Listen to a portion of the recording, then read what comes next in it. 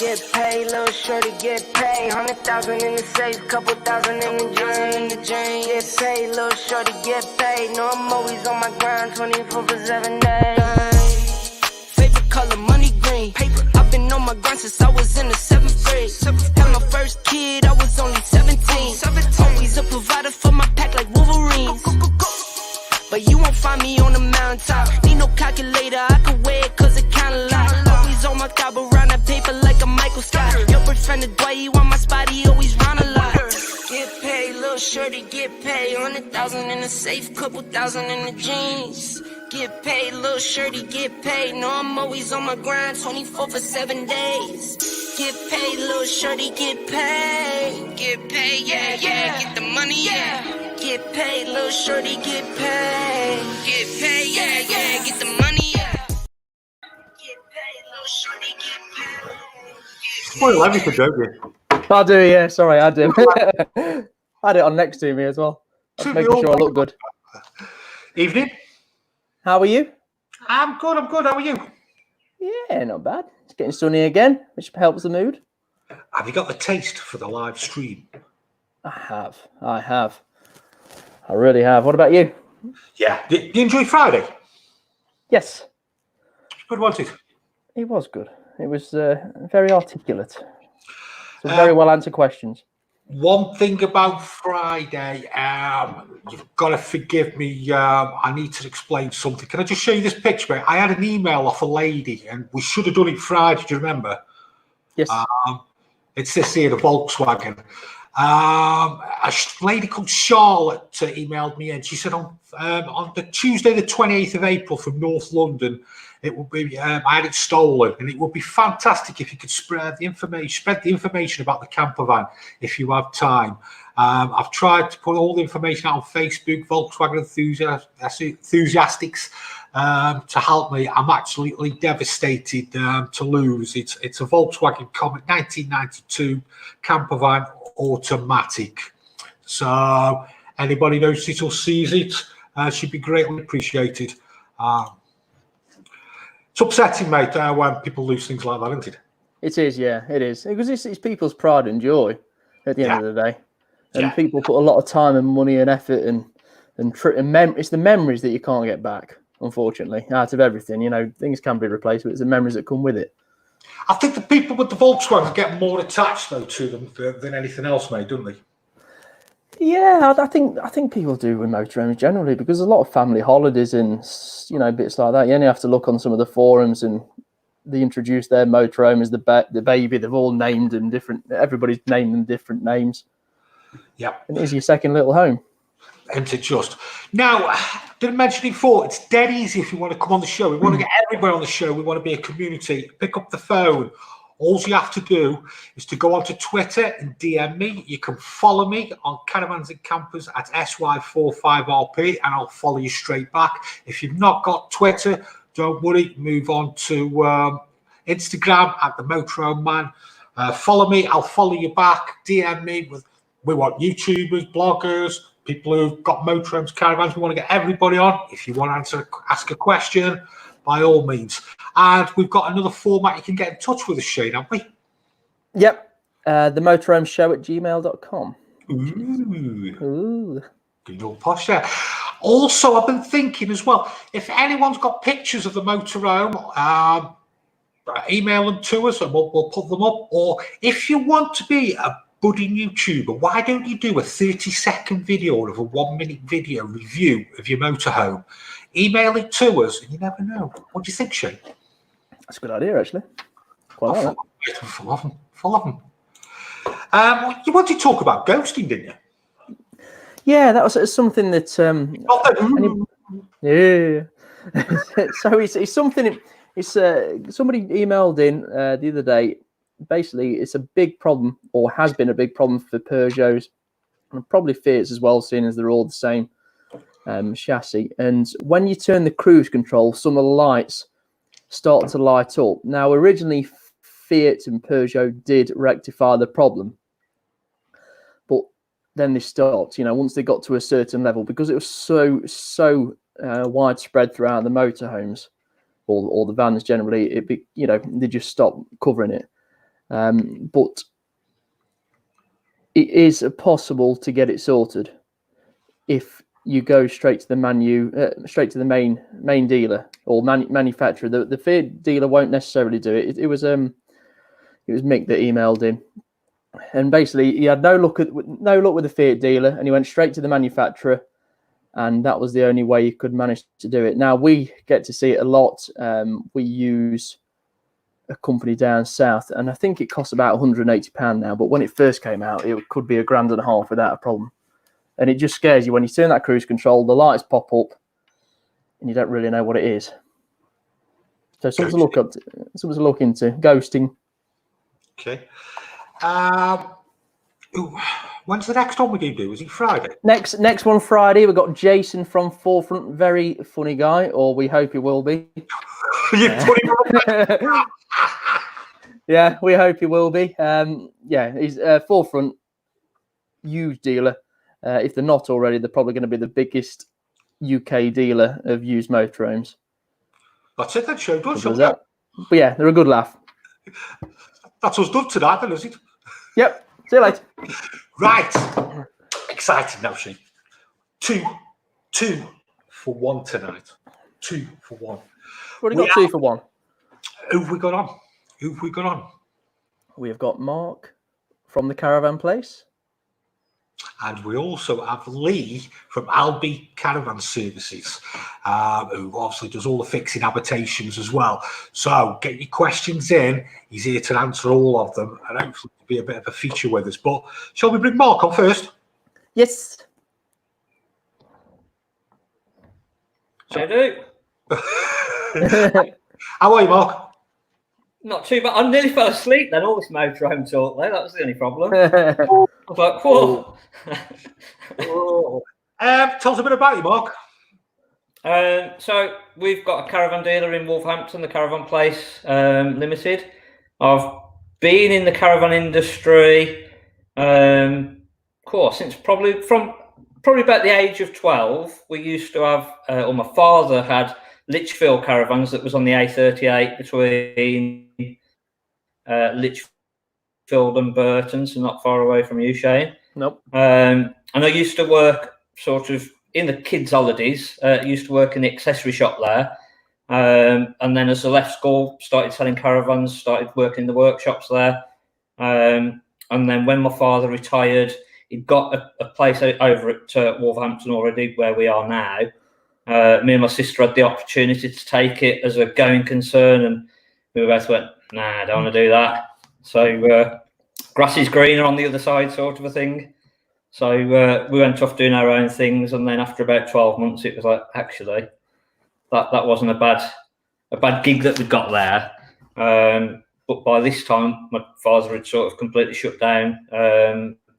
Luckily, we'd still got the premises, so I came back in, and that was probably about 2006, something like that. Started with about 5 vans and just built up from there. And we're still building up now, still trying to progress, move forward, and move with the times now, obviously. You got storage as well, have you?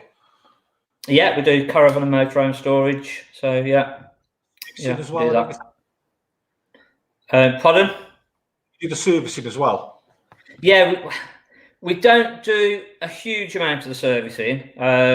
We try and concentrate on our own sales vans, to be honest with you. But we do a little bit of servicing as well. So with you. Yeah. Okay.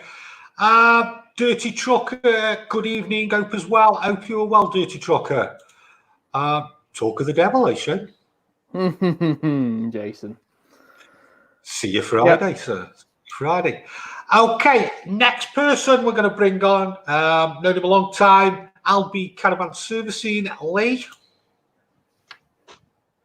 Evening, gents. Evening. Same with you, Lee. Just tell us a bit about yourself, matey. Well, I sort of fell into this, to be fair. But looking for a change in... Yeah, literally. Was looking for a change of career, really. I was bored of what I was doing. Looked into doing this and went off doing the caravan servicing. Did that for a couple of years alongside my other job, and then got approved, and that was it. Boom, took off like you couldn't believe. Packed up the other job, went off on my own, and then the rest is history, so to speak. Enjoyed? Love it. That's the best thing about it, is I don't mind getting up to go to work in the morning. I love what I do.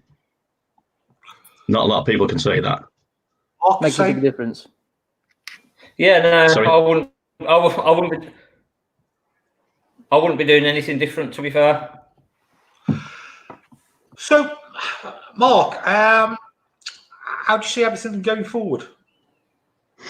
I think we're going into hard times and change. Definitely, we've got to change the way that we've been used to dealing with people. It's completely going to change. But yeah, I don't think people are going to want to go abroad.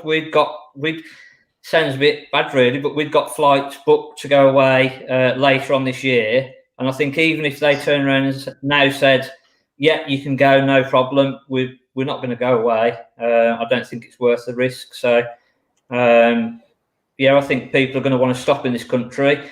If we get this good weather, if we get a good summer, it's why go away anywhere else? I think a lot of people are going to change their habits rather than going abroad, Mark. Yeah, definitely. I also think as well, caravans are going to do a lot better than motorhomes because of the lower value. Yeah, I hope so. I think the beauty of it is that you sort of, well, I don't want to diss the motorhome side of it, but when you get to site, you've got your car, you get in your car with the kids, off you go. Whereas the motorhome, you've got to really plan it with the motorhome, haven't you? And I don't know whether when you've got kids and family, it's as easy in a motorhome. But I'm probably biased. Okay, Lee, on the pressure already. Stephen Haywood says, in these times of lockdown, do you think it's a good idea to overinflate your tyres by about 5 psi, as they will be at the standstill for a long period? Are they talking motorhome or caravan? Do both, mate. If they're talking motorhome, I mean, there's nothing stopping you jumping in it. You've got to start the engine up to charge your battery a bit. So move it forward, move it back a bit, move your tyres around. Caravan wise, I mean, if it's going to be sat for a long time, winter wheels are a good thing to invest in. And what do the winter wheels make a difference with that? You can take your wheels off completely, and then they're completely off, and it's a good security thing as well, because your caravan's not going anywhere with them metal blocks stuck to the side of them. I think a lot of people have got motor movers on the caravans as well, so they can prop the motor mover on, move it forward a foot if they've got space. So again, that's a good shout. Shout, that is. Yeah, there's no reason not to. Oh, Stephen, probably you, Shane. This is hello. Do you buy old motorhomes from what year? It all depends on what it is, how old it is, condition, and everything like that is the best way. If you just drop us an email, and I'll write it on the. I'll get in touch with you during the show or just after, and just drop us your details or what the motorhome is, and I'll get back to you. This is obviously aimed at Mark from Stephen. Other countries have less deaths than the UK, so the higher risk is here.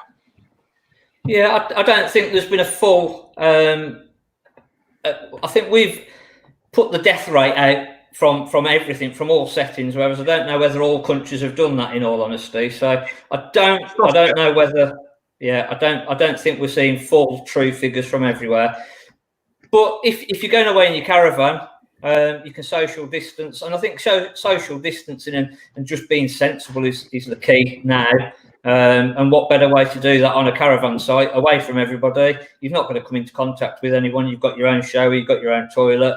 You can go down to the beach, stay away from people. So why do you need to come into contact with anybody? You don't need to go on a plane. If you go on your motorhome abroad, you're probably still going to have to get onto the ferry. And I suppose there is ways to do it where you can stop in your own motorhome, but I think England's a lot safer. Anything to that, Lee? I was just going to say, actually, it'd be interesting to see, once all this is over, how many caravanners actually start using the facilities in the van. Because a lot of caravanners don't use the showers and toilets as a motorhomer would.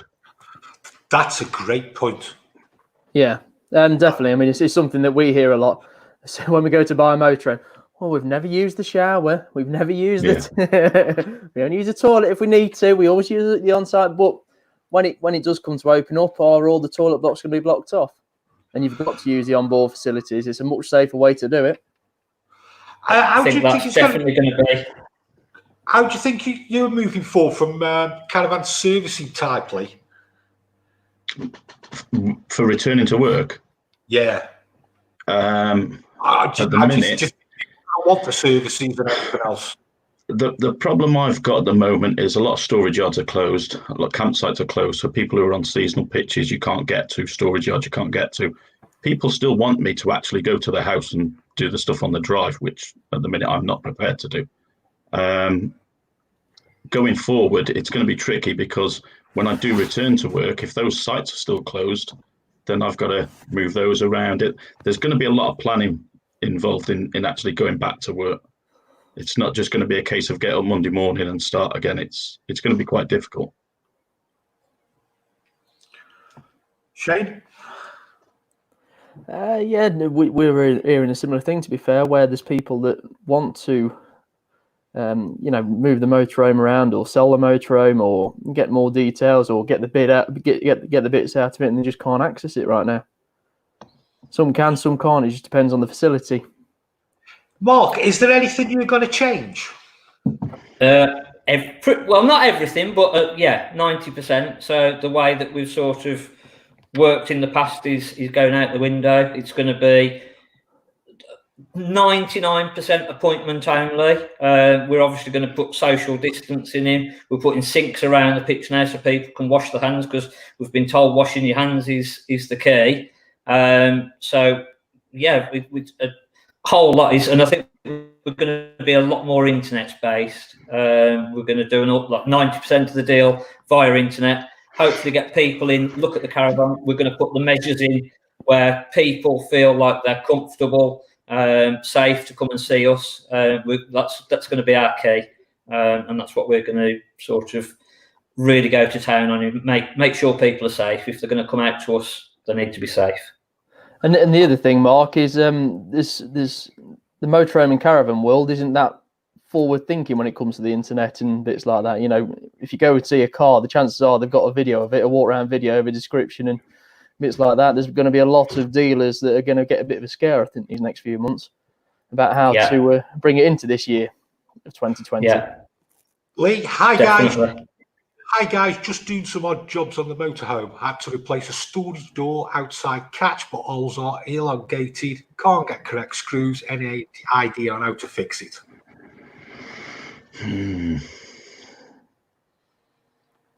Is it intermittent?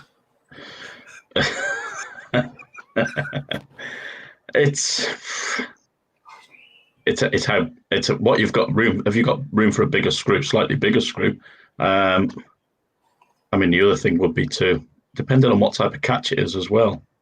I mean, if it's something that's going to be on there permanent and the old one's broke off like a door catch, then maybe put some Sikaflex or something behind it just to hold it in place.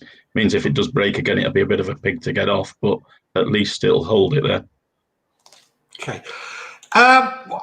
One for the people out there. What do you think is going to be the best way to buy your motorhome and caravan? I think we'd all be interested in that as well. On what would you want to do to buy your motorhome and caravan? Would you still be coming to a dealer? Would you do it internet based?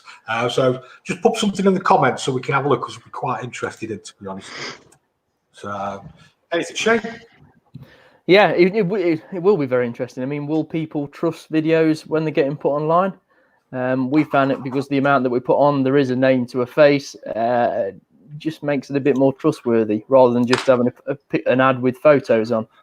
And whether people want to come in and feel safe enough to do so, it will be very interesting going forward. It really will, especially to some of the big dealers where you get a lot of high traffic. how are you going to do yours, Lee? And what are you going to put in place? How you? What, when I go back to servicing? Yeah. I mean, I'm quite lucky as I've probably got one of the best self-isolating jobs as it is. You know, once I've got a set of keys off someone, they can go away, leave me alone, and I can just carry on. The big thing for me will be making sure that the van's empty and not too much stuff's got to be moved around to you know, to be able to carry out what I do. I'm already thinking of, rather than taking all my tool bags in, you know, and have everything in the van, it's going to take me a little bit longer, but just get the equipment I need to do each individual job and then put it back in the van rather than have me stuff spread around all over the van. And it's so you're going to be tidy now, then, are you? Try. I'm not promising anything. I could do with a little oppo for that, just to keep everything tidy. What about you on that point with your servicing side and everything, and people bringing the things in, Mark? We normally try and do it over, so people can drop it off on a weekend and pick it up the following weekend. So it might just be that literally we leave it till the Tuesday. We service it on the Tuesday, and then we can sort of seal up the door, put a little sticker on the door, say to the customer, look, we've last time anybody was in the caravan, we disinfected the caravan. And I think as long as we're just sensible, and it's just trying to find ways, just putting the confidence in people where they go, actually, they've sealed up my door, and now there's a little note in here to say that it's been disinfected. Nobody's been in here for 3 days. Everything's going to be safe. I'm not going to have any risk of catching anything. All of our staff, I don't know what the government guidance is going to be, but we're all going to be wearing gloves. We're all going to be wearing masks. How many staff have you got? 7 in total. So, will you stagger them? Yeah, I think that's going. I think the government guidance, and I think that we're going to start seeing places open up towards the end of this month. And I think it's going to be a staggered approach. It's going to be sort of reduced hours, maybe opening at varied times. And again, as a business, we need to keep people on furlough for as long as possible to see what's actually happening. Are we going to see big hordes of people come through the doors, which is what we all want? But if that doesn't happen, we need to have something in place to sort of back that up. But I think from the last 2 weeks, the amount of inquiries from people that sort of are ready now to sort of go, hang on a minute, I've got itchy feet, I want to be out there, we've had some nice weather. I think, and again, from talking to people, for sort of inquiring, it does seem like more people are going to want to stop in this country. The key is opening the holiday park, so yeah, that's the key. Again, it's just making sure people are safe. Yeah. Wonder if anyone can help me with. Now, it's actually put underneath, Lee. It's a Truma combi boiler. Is it thermostatically controlled? If so, where is that normally? He's put there. If you see, oops, Truma. Is he looking for the water or the heating? The water heating is obviously thermostatically controlled. And yes, the room heating is, there's normally a little black dome somewhere within the caravan, depending on whether he's talking of heating or water, really. The water one, there's nothing he can do. It's preset on the panel, and yeah, it's controlled from little thermostats within the wiring harness. A bit vague there for you, Lee, wanted. Yeah.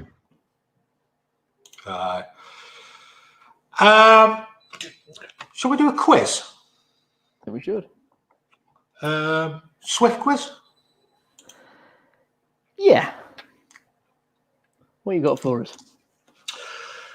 When was the first motorhome and caravan produced, and what was it? Does anybody know? Not a clue. Did you have one, Jace? He's still got it. I have sold a few of them. I'm just trying to think if you was alive around that time, Jason. Were you in your 20s at that point? No. No. Anything coming in? When was the first Swift motorhome produced? And what was it? And when was the first Caravan? And what was it?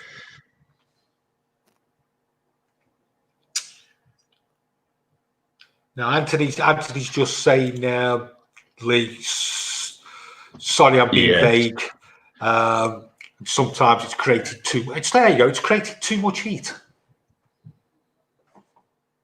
That's if it's creating too much heat. Yeah, if it's creating too much heat, I'd say it's probably got a stat fault. You'd have to test the resistance on the thermostat to be sure of. And hot water. So he's obviously about heating and hot water. Yeah. See, the water they've got a safety cutout anyway, so that they won't overheat beyond what a maximum temperature that the thermostat set at to protect it, so it'll cut out. But yeah, I'm just reading his comments there. It need to check his thermostat really within the room. I mean, unless you've got idea of how to test resistance and things like that, it might be just worth giving his local engineer a call just to give it a look over. Anyone know anything about the Swift? Still think that let's leave that for a couple of minutes. Let's just get a few answers in, see what people say. All right, where do you want to move to next, Shane? Okay, I reckon we should ask these guys a few questions. Okay. Mark, what's your favourite caravan or motorhome? It's obviously got to be a caravan. I tell you what, there's probably not one, and I'm not sitting on the fence.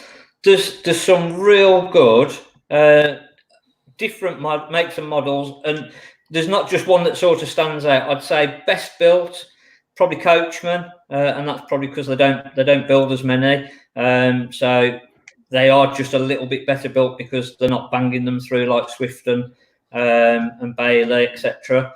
But to be fair, I really like the Sprites. They're a cheap brand, but they're built well. They're light. 90% of family cars can tow them, and I think that's probably my favourite brand. Any of the Sprite. So Shane, what would you have? Yes. What is it you're drinking, Dirty Trucker wants to know? I was thinking that myself. Yeah, I couldn't make it to the toilet. No, there's a company. Shane Grills. Yeah. So there's a company down south called Lily's, and they are a cider maker, and they do some really nice ciders. So that's what I'm drinking. Unfortunately, it is a bit too easy to drink, but at least it's a low alcohol rate. But yeah, Lily cider. Go on, you're on about the caravan. Sorry. Yeah, sorry. So Mark, what would be your pick if you were to have one yourself that you was going to keep?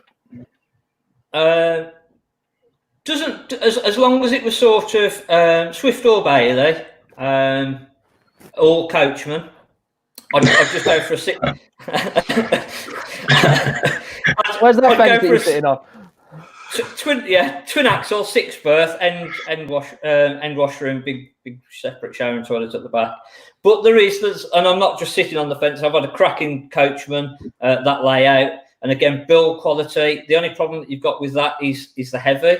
The Bailey, again, some really nice Bailey unicorns. Build quality is a little bit better on those. But again, probably the Swifts. Anything in the Swift with 6 berth, fixed bed, end washroom, L-shaped layout at the front, that ticks our boxes. Lee, favourite caravan or motorhome? See, I've gone from caravanning to a motorhome. But caravan-wise, we were debating whether to have another one before we got the motorhome, and we were looking for something 6 berth. 6 berth twin axle with the end island bed. and the centre, shower, washroom, and then the lounge. Again, when you're talking of quality of them, Coachman, definitely. As Mark said, they don't build as many, and they just are a better build. Again, the sprites, they're as good as now, I believe, the Deere Swifts. You know, they're completely timberless apart from a top layer and the floor. So, you know, you don't have the damp issues with them that you used to have. So yeah, they are a far better van now. So Coachman or a Swift or a Sprite, would caravan wise, motorhome wise, I do like Auto Trails. I am quite a big fan of the Auto Trails. If I was going to take it around Europe, Auto Trail fine in the UK. If I was going to take it around Europe, I'd have a Naus. Okay. Why? Because the build quality is superb, absolutely superb on a Naus. Is that through servicing them? Yeah. That's actually two Motorhome makes that I didn't expect you to say. No, it's caravan or motorhome. I wouldn't have a Bailey any day of the week. No offense to anyone who's got a Bailey. I just see such poor build quality in them on a regular basis, and the same issues. You know, I could just service 5 Baileys in a week, and 3 of them have probably got the same issue. It's terrible. Like? Damp mainly. Yeah. You know, is that from under the bed? Depending on what they are. I mean, the old Alutex had the problems in the lockers, around the front end, underneath the beds, and they did away with those lockers. And then why they decided to put that roof strap across the top, which is now as big an issue as it was with those front lockers. It's, you know, it's really, it's shocking really that something that people spend so much money, and that is across the board. You know, all vans have issues. None of them are faultless, but yeah, Baileys are probably one of the worst that I find have issues with damp. Surprised me, Shane. Yeah, I did more with the Auto Trail and the Naus bit. Sorry, it was Naus, was it? Yeah, Naus. If I was going to Europe and traveling Europe, yeah. Yeah, because obviously you don't come across many Naus, really, do you? Compared to all the other makes and models. No, not to all the others. I have got quite a few customers with Naus motorhomes. Caravans, not as many. There's a few, but yeah, the new Naus vans that I service, they're a really nice van, and the build quality is fantastic. What excites you then, Mark, on a caravan? Not profit. You've got to pay the bills. Yeah, no, there's not anything particularly. I like some of the Lunas. The design of the Lunas were really good. It's just a shame that they couldn't be built and put together properly. But and the 8 foot wide, I think the 8 foot wide vans now. That's I'd pick an 8 foot wide over anything. If I was going to sight it, I don't like towing 8 foot wide vans. Yeah. I assume you still need a commercial for the 8 foot wide, do you? Or most of them are sighted, and I've got a feeling if you have a look in the paperwork, but there are a few. I think that some of the Buccaneers you can tow those with a 4x4. So, and again, 90% of the bigger vans, it's going to be heavier, so you're getting onto sort of pickup truck, and a lot of them are just sighted, so it's just literally a van or a pickup truck or a big 4x4 that you can tow it with because of the towing limits on there.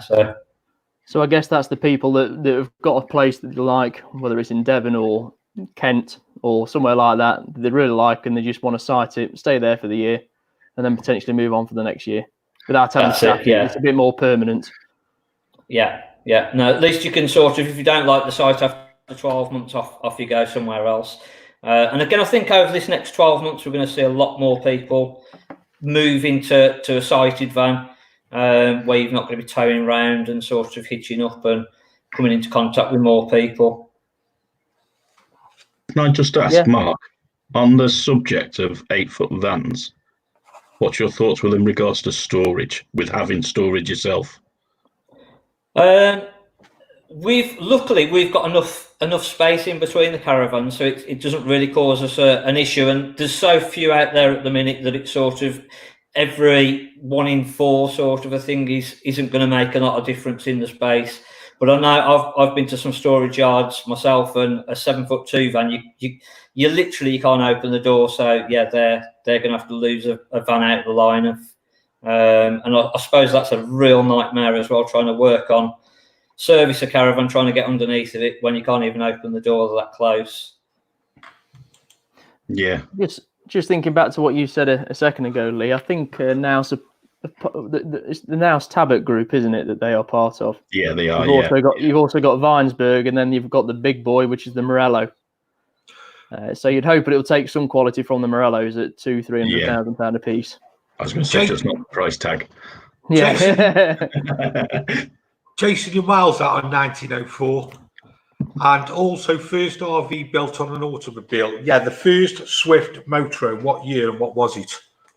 Jason, listen. Neil Lowes, can you buy a good motorhomes 2-berth for 25,000 low mileage? Definitely, Yeah. Yeah, without a doubt, there'll be quite a, especially your auto cruisers, auto sleepers. They're very prominent for 2 berths, aren't they, Jason? So there should be plenty around for that. Yeah. Oh, staycation, that word again.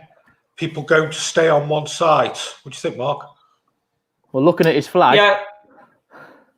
Yeah, definitely. Yeah, I think it's just limiting the risk down, isn't it? So I think it makes sense. If you're all set up there, why go anywhere else? Why come into contact with more people? Jason, it was the first Swift motorhome. I like his knowledge, though. You know. What's your favourite part? I'm sure. What's your favourite part of the job, Lee? Every day's different. You know, I've come from an engineering background where I went into that job because I don't like a repetitive job. You know, I want something of a good variation. And at the end of my engineering career, you know, before I started doing this, it had become that every day was the same. And yeah, that's the biggest part of it for me. Is people say to me, you must get bored just servicing caravans. No, every van is different. You're different people, different places. Every van's got different issues, you know, certain apart from Bailey's. But yeah, so it's just, yeah, the variation of it all. And you're outside. I mean, some days I can be on a site and you look across, and I'm lucky I living in Shropshire, that we've got some fantastic areas around us, you know, and it's a great place to go to work, though, isn't it? It's absolutely stunning. You know, I quite frequently, you know, my Facebook feed or my business page, you know, I'll post a picture up from a site, and, you know, great view from the office today. And, you know, it's all your mates are sat in their office or are on a building site looking at a brick wall. So yeah, that's the biggest part of it for me is getting out, and every day's different. So what was the engineering background you came from before then, Lee? I was a mechanical engineer at a big reclamation plant. I actually did my engineering apprenticeship at a laundry. We got made redundant from there, and then went on to this reclamation plant and worked there for 14 years. But yeah, it was bored of it by the end. But then again, to be fair, I think the engineering background stands in good stead for moving over to what I've done, because I've got that technical knowledge to sort of look into things a little bit deeper than other people might, you know, and fault finding and things like that. Yeah, I think there's a few similar people who do the same as what you do, and they've all come from engineering backgrounds.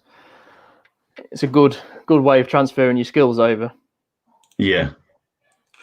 Dirty Trucker, yes, it was 1986. What model was the motorhome? Well done, Dirty Trucker. What about yourself, Mark? What's your favourite part? Yeah, sort of meeting different people. working outside. I don't know whether it'd be the same working for somebody. So I think that's part of it, working for yourself. And again, we used to go out quite a lot buying caravans, so you'd meet different people, and again, meeting different people. Sometimes when you're going out buying vans, it's not always the best circumstances. They're selling the caravan, either they've got a terminal illness or divorce or whatever, so that can sometimes be a little bit funny, and you can end up putting your foot in it with something. But the variedness. It's no day's the same.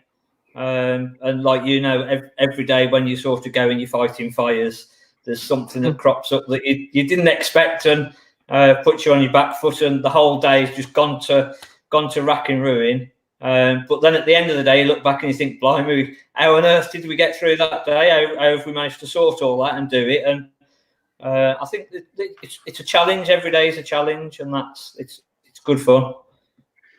90% of the time.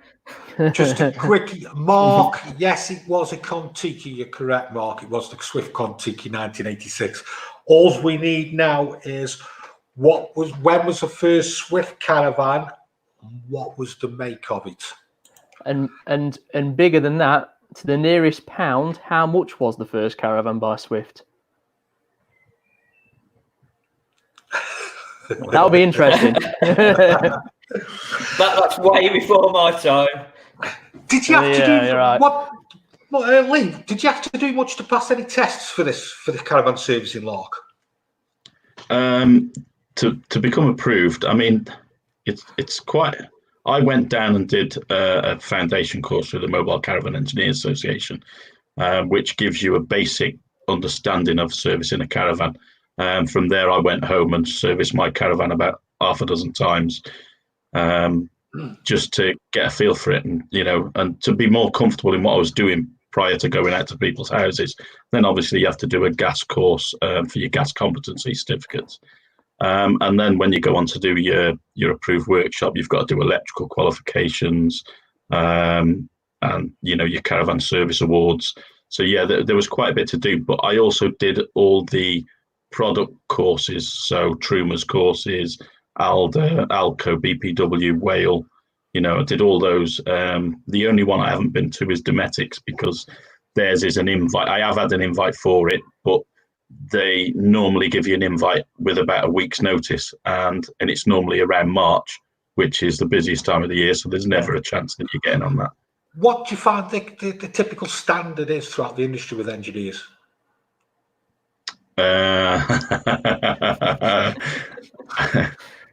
They're all fantastic. There's good and bad in all, isn't there? Yeah, there is in any industry, isn't there? There's good and bad. There's dealers. I do a job. I've got one customer, and he bought a caravan from a dealer, and the guy from that dealership will ring me and say, Lee, can you go and have a look at this on this gentleman's caravan? And I just invoice them. They're a pleasure to deal with. Other dealers won't even take a phone call from me because they see me as competition. But yeah, like I say, there's good and bad in all. Jason. There is. Why are you looking at Mark? I'm looking up at you. I'm looking at Available today, said Auto Sleeper Nuevo and Kitchen Good Choice. Obviously referring to the 25k one, Shay. Yeah, between that and the Tracker, they're probably the most popular two British motorhomes, two-berth motorhomes. And they've been around for a long, long time now as well. Dirty Trucker, what do you think of Island Bed? The ones I've seen are high up. I bet he's on about motorhomes, isn't he? Mm. I'd have said so, yeah. The Island Beds, they're probably lower than the transverse beds, I'd have said, as a general rule. The Baileys, your favourite brand, Lee, they do an Island Bed model, and that tends to be quite high up because it's got two great big drawers below. Some of them are quite a bit lower. Like, for example, there was a Luna motorhome who obviously have gone now, but they had quite a low Island Bed. You just got to find the right model. But there are some lower ones there. He also got the year of the Caravan. I don't think anyone's going to get the Caravan shape. It was No, I Ken don't Smith think- who started Swift. I don't think they'll get the name, but it's to the nearest pound. What do you reckon, Mark? How much was the first Swift Caravan? It's got to be in about 40 quid. Miles out. Lee? Lee? Miles out. Or... 250. Ooh. You've won nothing. Well, not too far away. Go on, Shane. Okay, so it's called the 10, and it was £289. That bears no relevance to me whatsoever today, but it sounds cheap. Stephen, we went to Amsterdam and Belgium in February, missed our Easter holiday to France and have a crossing in late July till August. Unlikely we'll be able to go, but if we can, we are going staycation now. That was Yeah, that's fair Turnilly. enough. Yeah, that's fair enough. I mean, as we said earlier, there's not a safer way to go to Europe. There really isn't. You're in your own little home. No. You've got your own bathroom, kitchen, shower, bed, living room, the lot. Why not? Evening, Phil. What else have we got? Dirty Trucker wasn't. I think Dirty Trucker's Googling. Alexa. Available today probably wasn't Googling. No. So, what's your worst part of the job, Mark? I think it's probably the same with anybody who runs their own business. It's the time that it takes up. So you lose family time. Our busy period is through the summer, so we don't really get to have enough time to go away through the summer. So it's normally then through the winter when it's darker. And that's probably the only real drawback is you lose time with the family. And again, that's you only get one chance to see the kids grow up. And 99% of the time, you'll be thinking about work, something about work. Even now, when we're closed, we're still thinking about work. So you don't ever get to sort of 110% give your time to your family sort of a thing. And you have to make time, which obviously I try to do as much as possible. But having your own business, it takes up a lot of time, and that's the only negative. I don't see any other negatives at all, to be fair. And I guess with this lockdown happening, it's probably the most time that a lot of people will ever get to spend with the family and kids. In such a bad time, you know, there's quality time that people will get with the kids will be absolutely, you know, unreal. Yeah. It's just the homeschooling then. Yeah, I mean, I'm sure some of them are ready to go back to get them back to school, and so are the kids. But you know, it's nice while it lasted. Yeah. Anybody tried homeschooling? Yeah, it's awful. Have you not learned much then, Mark? I've not learnt a thing. Could you not see off the quiz? I swear they get the answers wrong just to wind me up. Yeah. They know it all. They know everything absolutely perfectly. And it's like, we're going to tick his box today. Come on. Do you know what I'm going to do when this is all over? Get a big bunch of chocolates, a big bunch of flowers, and go give them to the teacher. Teachers, yeah. We don't realise, we haven't got a clue what they have to put up with, have we? No. Yeah. Lee, what's the worst part of your job? Normally, when I look at my phone and I see Jason Motorhomes direct come up across the screen. Oh, now what? No. It's very much the same as Mark, really. I mean, you don't realise when you work for someone else the amount of time that's involved. You know, people think you're earning massive money. You're not. You know, I was probably better off financially in an engineering role than I am doing this. Because of overheads, etc. But it's also when you think of the hours you actually work, you know, and when you take into account all that and break down the costs, you're not earning as much. And yeah, you do a lot of hours. It's about the only one really that is running the business that can be a downside.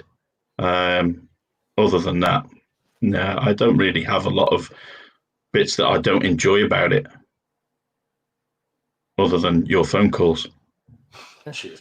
Just going back to that Swift Contiki, 1986 when they first come out. They've evolved, haven't they? They have, yeah. The For a prices Contiki, yeah. They kept going. They're a bit like the Swifts are like the Fords, aren't they? Yeah. Yeah. I mean, they have got a very big range of motorhomes. I mean, they've obviously what me and Jason saw at the show, which was a Swift Edge right at the bottom, which are mid-40s in price, all the way to the Swift Contiki Dynamic up to 146 plus. I mean, Mark, what? Sorry, I'm just cutting on this. Sorry, Shane. Mark, my in-laws have purchased a caravan. What's the chance of being stopped with collecting it? Are you? No one's picking vans up, are we? Yeah, no one's going to pick a van up from ourselves, and I can't see any business. So if it's private, I've seen when we've been out shopping or whatever, I've seen caravans on the road.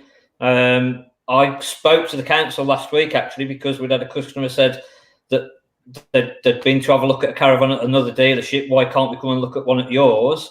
And I'm going, hang on a minute, we're supposed to be 100% closed. We shouldn't be letting anybody on.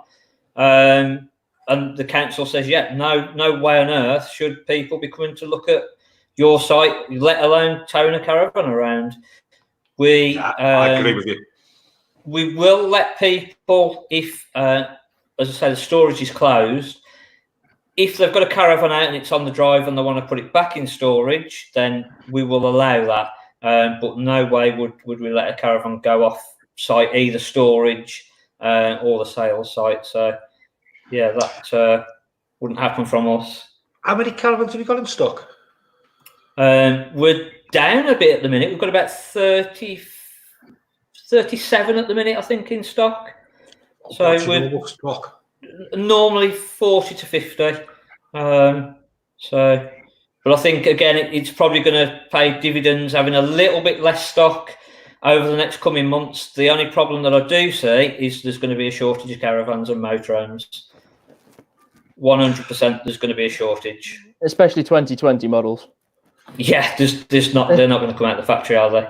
No. And again, the stupid thing is they're allowed to manufacture.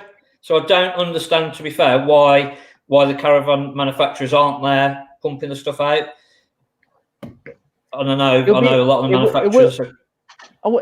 Something I thought the other day, because depending on how long they're closed down, will they have a 21 model? July, normally they've got the 21 models ready for, so yeah. Okay. And to be fair, the caravan manufacturers seem to be some of the first people that actually stopped working. Yeah. It was quite odd, to be fair. They could have a limited edition. It's going to be very limited by the end of the year. On the motorhomes, what do you think of having 3-point seats under the sofa? I think you lose lots of storage. Yeah, anyone? So I mean that's talking mainly about the eldest, and now Shaston, I think Benamar do them as well. Yeah, you do lose a lot, but there's probably only eldest that really promise births and seated people at the same number. So there's plenty of options without having to go down them. It depends what you want from it, because obviously when you have got the bench seats at the front, it is such more of a livable lounge area. It's so much more comfortable than having an L shape where you've lost some of your leg space. It just all depends. I think Anthony's seen the future. Beware, in 20 years, this country will be run by kids who are homeschooled by alcoholics. Cheers. Here's a good question. Available today. Will we have manufacturers go bust? How bad could that be? Well, I don't think they will. I think the government supports really help some of these manufacturers out. I think that's the only thing you can say. What do you reckon, guys? I think the only caravan manufacturer that may be at risk will be Luna. Yeah, because there's still a lot of uncertainty around Luna at the minute with the takeover. And I think if any were to go under during this, it'd possibly be them. Yeah, so they may think twice. Right. So what is the situation with Luna? Because obviously we lost the motorhome side of things last year, but I'm not up to date with the caravan side. What's the latest on that? Do you know? The Luna Caravan Group was taken over by a company called Luna Automotive, and they've carried on with where the old company left off, really. The big problem's been with the warranties, with what they will on warranty, and obviously people who've got 2-year-old vans, 3-year-old vans that they think have still got masses of ingress warranty now haven't, and it's put a lot of people off buying a Luna, to be fair, from my customer's point of view. Did they say they were going to honour the warranty for 3 years, and that was the cut-off then? It was 3 years and that's it? Yeah, and I think from the last I heard that even some of the warranty, if you've got a 2-year-old van with warranty and there's a damp issue with it, then the cost for the repair is actually split 50-50 between the customer and Luna. So, even though they're saying they've still got warranty on them for water ingress, they're actually not giving full warranty on it. They're actually splitting the cost with customers. Right. Okay. That's interesting. That is interesting. Going back to Paul Anderson, it's a private sale. I think he's picking this caravan up. That's a private sale. I think the best way to put this, if you got pulled over whilst towing a caravan back by the police, you would 100% get fined. There's no doubt about that. Yeah. I think the other thing is the risk worth it at the minute? Unless it's essential. Yeah. If it's for NHS workers or whatever to put them in to isolate, then fair enough. But you've got to calculate that risk and add everything up. And is it worth it? So this must come back around to valuations dropping like bricks. Quite the opposite, because you'll have a shortage of stock, and then because everybody needs to go away or will be going on holiday still, motorhomes and caravans are probably the safest and best way to do it for the next year or so.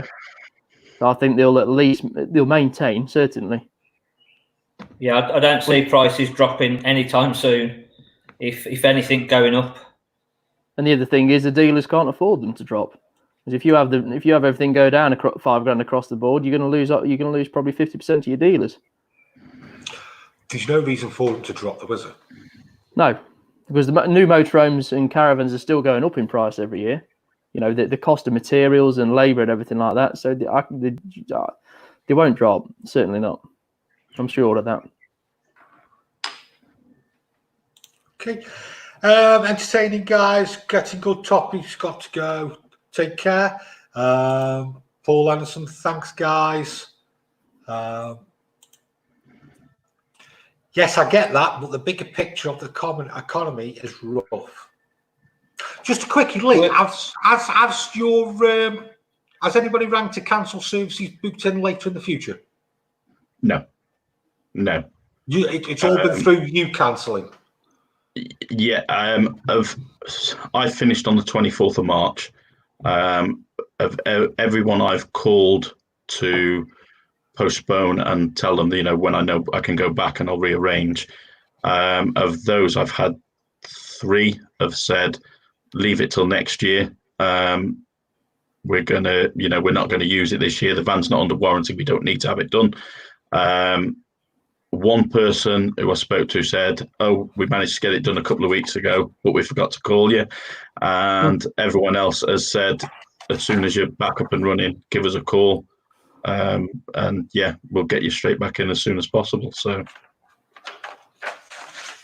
okay. I don't think there's any denying that we're going to probably have a bit of a recession, but I think we're going to sort of just see a recession from the data, because we're going to have lost 3 months of the economy.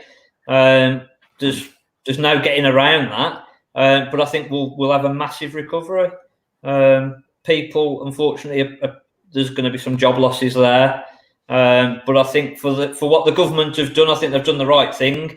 And I think 90% of people out there are going to sort of be in the same position as what they were before. Except now we're going to be looking at, actually, let's not go abroad, let's stop in this country. Or if we are going to go abroad, it's probably going to be in a caravan or motorhome. And I think the people that are going to lose the jobs, there's going to be so many industries that are going to be so busy when it opens back up because of the backlog of work that maybe some of those jobs will be transferred back until the likes of the airlines and so on do get back up and running again, and it should balance itself out after a few months or a year. I think the airlines are the ones who are going to have it the roughest. Yeah. Yeah, definitely. Yeah. Yeah, any travel side of things like that. There's some businesses that have absolutely stopped dead. And we just got to see when they can get back up and running again. I suppose I look at it now by saying by going through a recession is we're at the lowest. So the only way is back up anyway. Going up. Yeah. If back. there any drops fall down, how far can it go? The only reason it's dropped is because everything stopped. If it hadn't have been for what's been going on, we would have just been carrying on. There was no real rhyme or reason other than sort of we need to stop, we need to go into lockdown. That's the only reason. And I think 90% of the economy is still going to be there. So I think 12 months' time we're going to be above and beyond where we were now. So it's like somebody's pressed the pause button. Yeah. I mean, you know, the everything. There's so much. You know, whether it's car mechanics, whether it's the caravan and motorhome techs, you know, everything like that. Everything's still just imagine how busy the dealers are going to be when they need to start servicing those caravans. I think servicing, and again, we've got sort of 2 months, maybe 3 months of pent up sales that are there. They're still going to be there. People may be sort of thinking, okay, let's put it on pause for a minute, but I think they're still going to be there. I think people that had planned to sort of buy a new caravan, buy a new motorhome, stop in this country for holidays, they're still going to be doing the same, if not more now.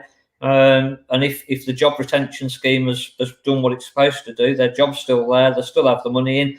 They've been having all the money come in and they've not been able to spend it over the last couple of months. Yeah, and that 20%, and there are a lot of companies making that 20% up, and it is going to sit there, and you can't really spend it. Yeah. I can see people holidaying at home for the foreseeable future as flight costs are going to rocket. Do you think flight costs are going to rocket? Yeah.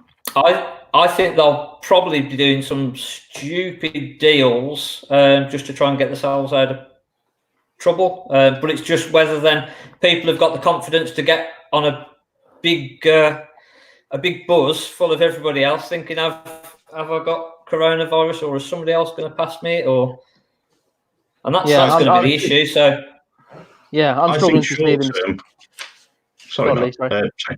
Yeah, I think short term, yes, the prices will, like you say, they'll be making silly offers to try and get people back on them.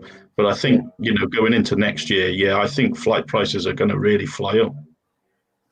Yeah, they've got to get people back on board. They've got to make the offers too good for people not to consider it, just so they get back on those planes again. And the more people that start going on holiday again, the more they talk about it to the friends, and the more that people want to go abroad again. And then that's when you catch people, and that's when you can start rising your prices, supply and demand. Yeah. Would you go abroad this year, Shane? It's got to be under the right circumstance. The only way I'd probably it's a very unique question, because I'd probably, if I did, go and see my family in America, and I'd go and stay at their house. It wouldn't be a sightseeing and into a busy city or anything like that. What about you, Mark? Would you go abroad this year? No, we've already said that even if we've got flights booked for later on in the year, we're only going away for 3 or 4 days, I think it was. But even if they turn around and say, yeah, brilliant, you can fly, we've said we're not going. We're not. It's not worth the risk.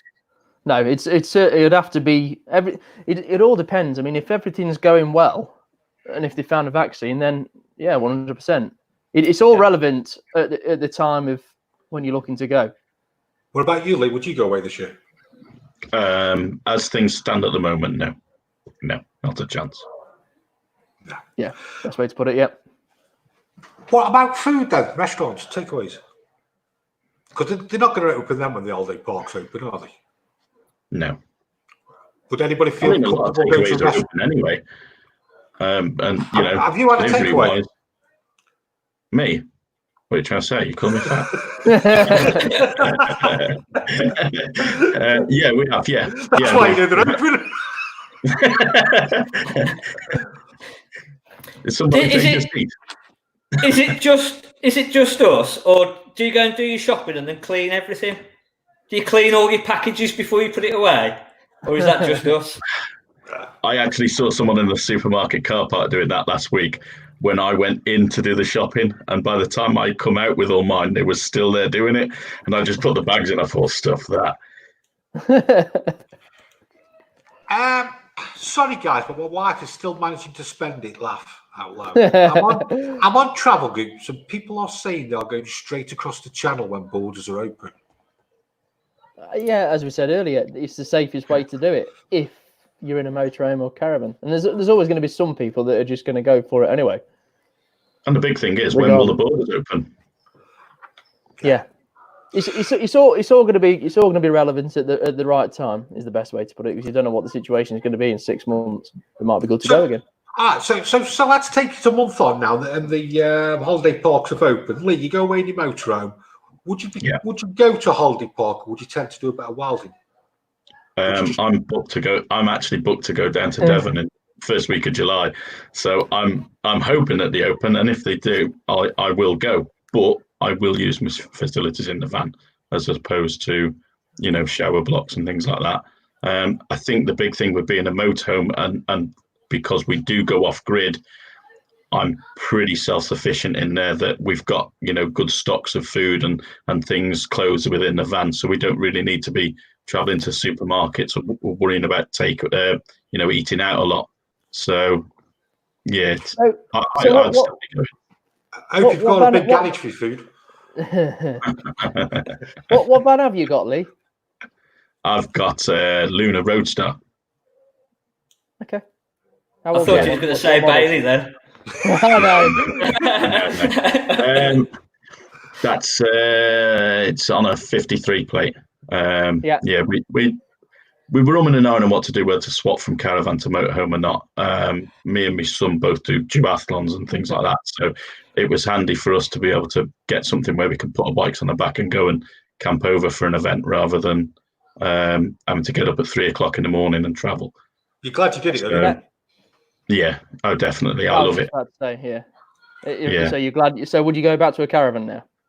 No. Neither would the wife.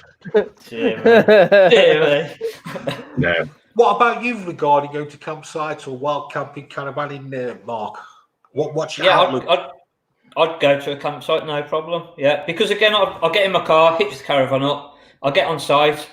Hopefully, I don't have to have any contact with anybody. They'll put something in place. The booking system will literally be, they'll send me a message.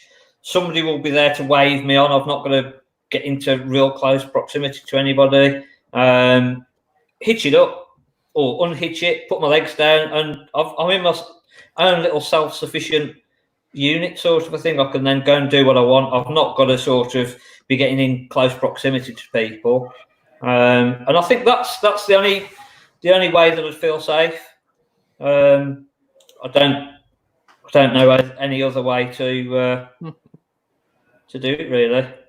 Yeah, it's definitely got to be the best way. It's better than standing in the supermarket queue. Yeah, or going around a supermarket in the motorhome or caravan. Look but what again, happened. That's come quite reasonable with the social distancing, hasn't it? Where you've not got to get on top of people, you've not really got to come into contact with people in the supermarkets, and we've got used to that now. Yeah, it's all normal, isn't it? Yeah. Just keeping the distance. Look what happened post-war. Caravans everywhere. Yeah, that's when it started to take off. That's when it started to take off again after the war. They put the army into different areas, and they had to find jobs, and that was one that they could start going around the country again. I've got a holiday to Philippines in September. I'm not going. I'm going to work my annual leave on agency instead. Not much you can Fair say that. Yeah. Nope.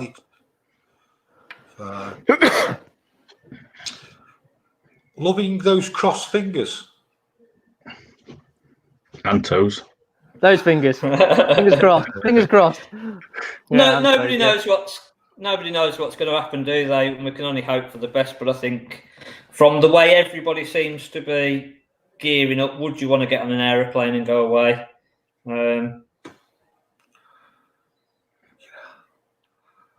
Hope you're safe, Prim. Yeah, it's the being stuck abroad.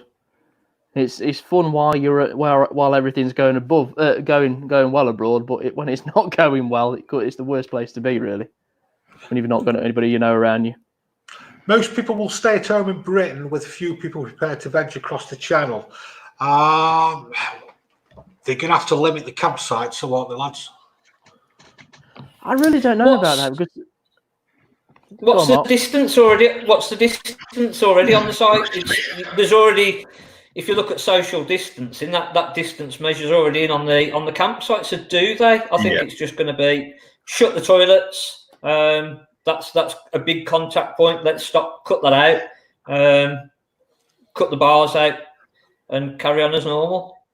I mean, the other thing you as an alternative to shutting the toilet blocks down is do what they do at service stations and do one every other. And just get the cleaners on site. Lee, you've heard it here first. Buy bulk toilet pumps. Yeah. You're going to be sick of changing them, aren't you? Yeah, fresh up kits from Thetford. Also with airfires, I was speaking to the director of Darla Flight, who said there will be a price war, low prices once everything settles down. There's always going to be a price war when it settles, though, isn't there? Yeah, I mean, funnily enough, I had my holiday booked, which I was meant to be going next month with Darla Flight, via a guy called Christian at Darla Flight, lovely guy, and that's been turned into vouchers, which I'm fine with. It means I've got it in the bank for when I want to use it, hopefully next year. It'll certainly be interesting. It'll be interesting to get their opinion on this, I think, and see where it's going to go. There's a different aspect. Okay. What's your biggest gripe about caravans, Mark?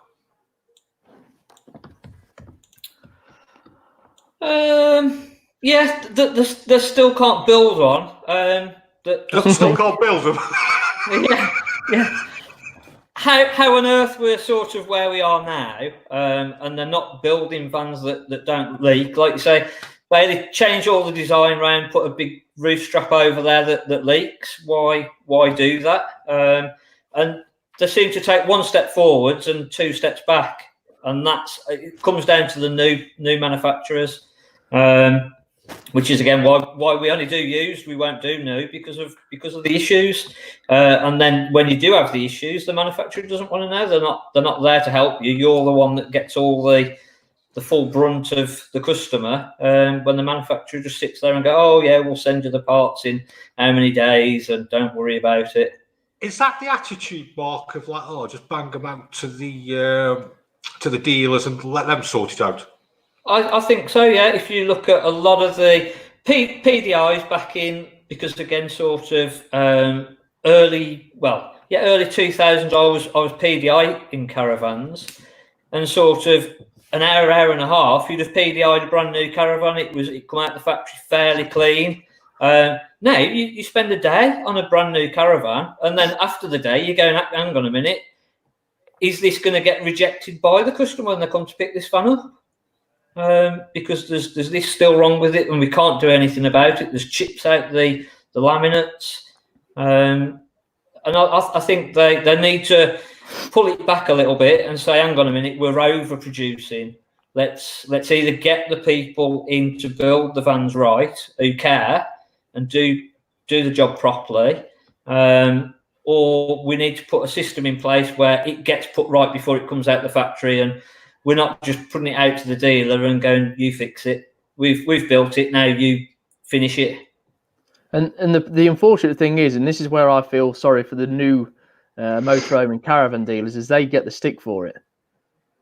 the manufacturers don't Yeah. get the blame for it. It's the dealers that sold it, and it's not their fault, unfortunately. Most, a lot of the time, obviously there are points where it is, but a lot of the time it's just how it's come out of the factory. Well, the other thing is you order a part for a van, and then sort of a common part, let's just say a locker, a new locker door, and you go to order it, and they're saying it's 28 days for delivery, and then you've got to explain to the customer, oh well, in a month's time, and it might turn into 2 months, because at this moment in time they're saying it's a month. But in a month's time, maybe 2 months' time, we might be able to fix that door and stop all the water coming in underneath your bed. That's not acceptable. That's not how the manufacturers should be working. I waited 4 months once for an awning light from a manufacturer. 4 months. You fit them every day, Lee. Yeah, but I've got to fit what they send me, and I've got a customer on the phone giving me grief, saying, what's happening with my awning light? This has been, going on for so long, it's ridiculous. And the thing is, the customer thinks it's you that's the problem, and it's not. You he hasn't ordered it. He's forgot, hasn't he? You must have done. Yeah, exactly. Yeah. What's your biggest gripe? Me. Same sort of thing, really. Is if you've got a warranty issue, it's the time it takes to get things. As an approved workshop, I'm certain manufacturers will allow me to do their warranty repairs. So it's the time it takes to get things, and then that's the big problem, is people come to you thinking you're the issue, and it doesn't look good on you, that when you've got to tell people that, I'm sorry, it's still not here, and it's an awning light. How long does it take? And it's just not fair. Yeah, we once ordered a brake light for an auto cruise. This was going back a few years now, and I think it was about 10 months until we got hold of it. 10 months. Try and get hold of a window as well.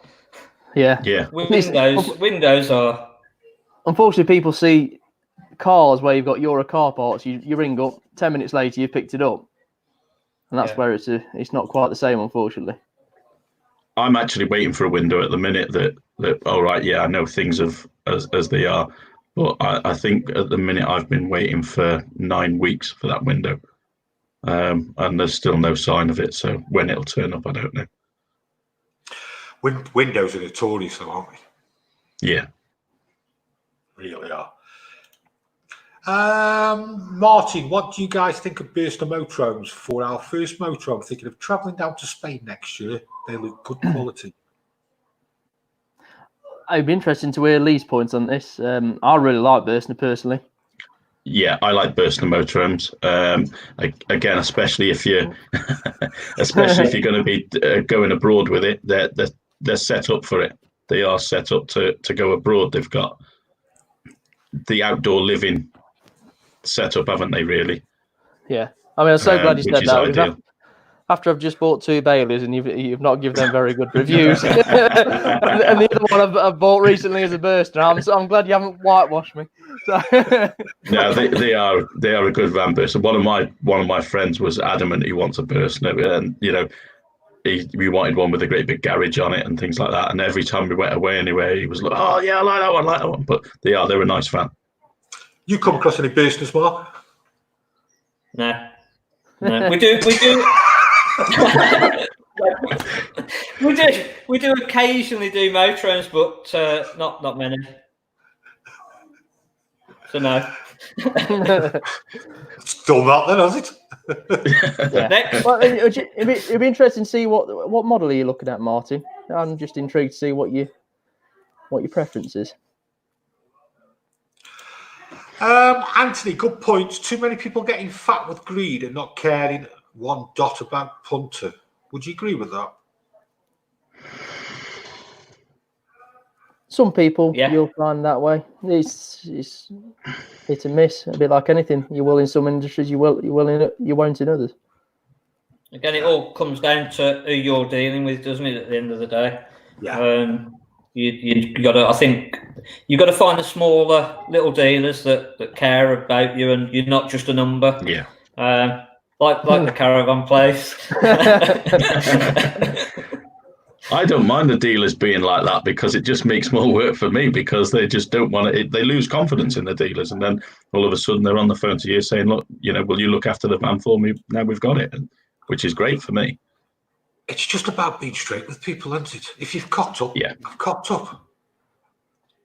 I think the other thing is, it's like you, and I know you work exactly the same as we do, Jace.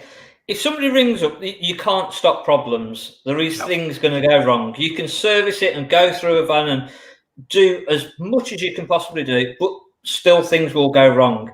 But it's then how that's dealt with.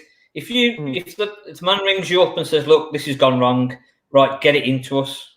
We're going to forget everything else. We're going to fix that and make sure it's right for you. And that needs to be put right, and that's the priority, rather than turning around and going, "Oh, well, in 8 weeks' time, we can have a look at it for you, and then bring it back in another 8 weeks, and we'll probably fix it then." And I think that's what it all comes down to, is how you deal with the customers and how you deal with problems. Yeah, we treat problems as number one. Somebody rings in and's got a problem, I'll bring it in. And there's nothing worse than somebody who you ask, or you try and get hold of, and you can't get hold of them, or you ask the question and 5 days later they still haven't called you back. If you just, as you said, if you're straight with people can accept that there's going to be problems. If you do it any other way and you don't treat people how they should be, then that's when you are going to get problems, without a doubt. I think that's the same with stuff that I'm doing as well. I mean, there's guys out there that will agree to do jobs that they're not skilled enough to do. I've turned jobs away before now because I said, "Look, I'm not comfortable to do that." And I think you get that honesty off you. Yeah. It's not. There's no point doing it for the sake of, is it? No, because you do a bad job and then they tell everyone. Yeah. Mark.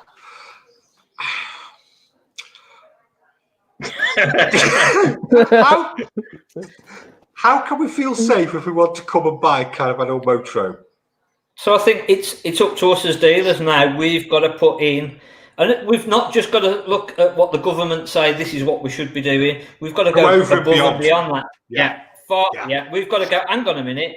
If it was my family and I was going to put them into a situation that could potentially give them an infection or a disease or something, I want to make sure that I've done as much for myself and my family as much as when a customer comes in. So I want to make sure that, firstly, they feel safe. And when somebody looks at all the things that we've put into place, where we're putting hand wash units around the pitch, I think I said it earlier, we're going to disinfect everything before a customer goes in. All of our vans are going to be locked up. We're going to put screens around the sales area. So again, you can actually have a conversation with somebody and ask questions in safety. And I think people just need to feel safe, and it's up to us then to make the people feel safe and look at it and go, hang on a minute, if it was me and I was going to go out and buy something, this is what I'd want to see. I don't really care what the government has said. I'm going to do what the government have said, but I want to go above and beyond that. I want to put everybody at safety. I'd hate for somebody to come into us and then go away and find out that they've caught COVID from here or something like that. That's I wouldn't want that for my family. So why put anybody else in danger? Yeah, sure. And I think something to add to that, just great answer.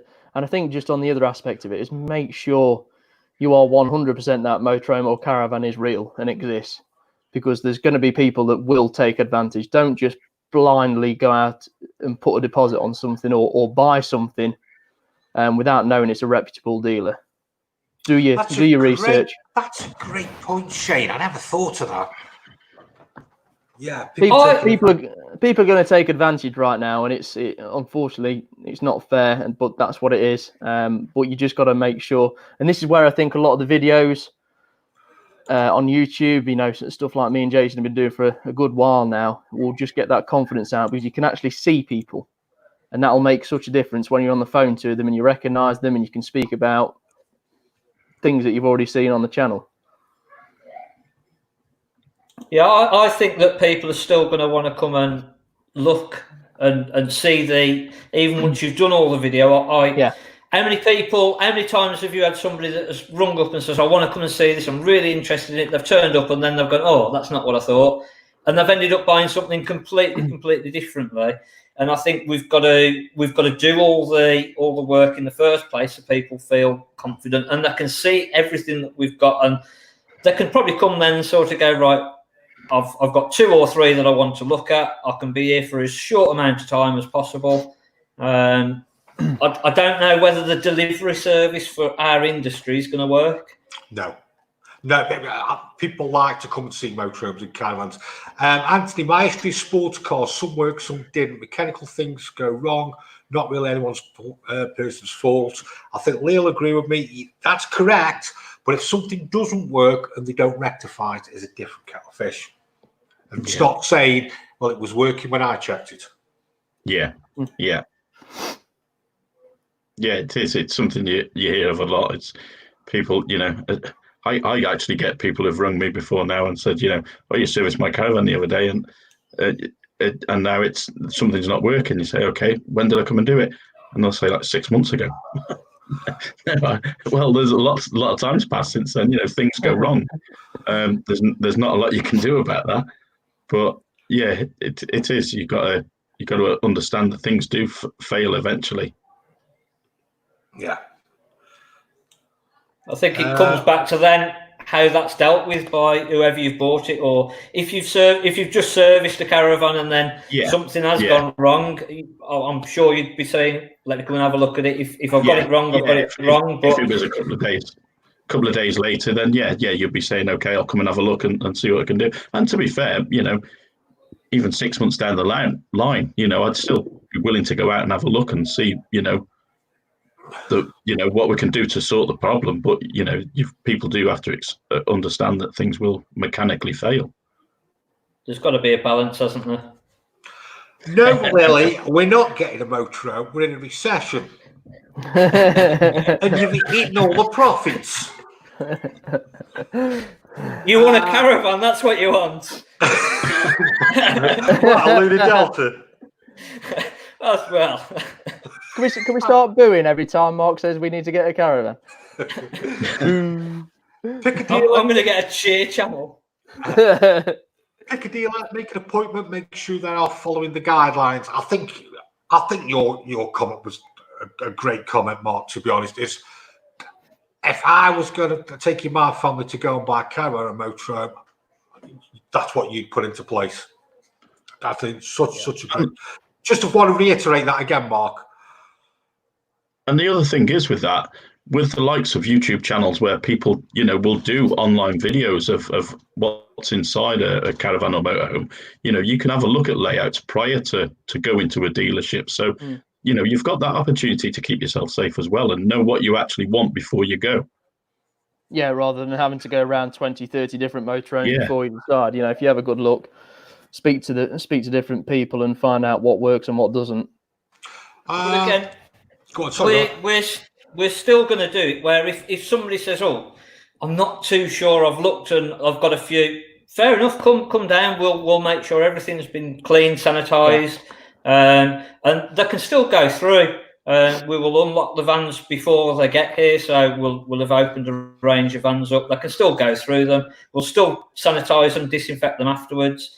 And then if they do buy one, I think I said again earlier, we're gonna seal once they've been cleaned and ready for the collection. We're gonna seal the door, put a little date on, so they know when the last person was in. So I think that's fair